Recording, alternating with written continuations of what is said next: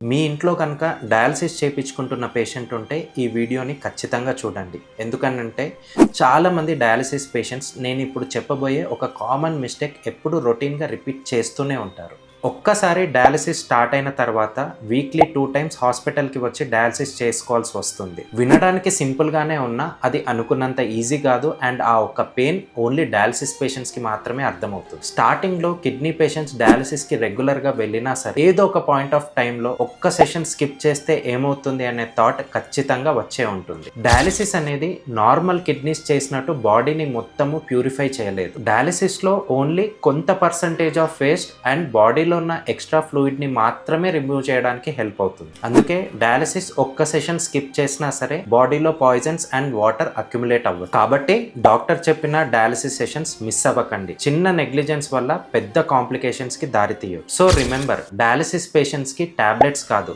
Routine schedule కి stick on అవ్వడమే biggest treatment. మీ ఫ్యామిలీలో కనుక ఎవరైనా డయాలసిస్ చేయించుకున్నట్టయితే ఈ వీడియోని ఖచ్చితంగా షేర్ చేయండి.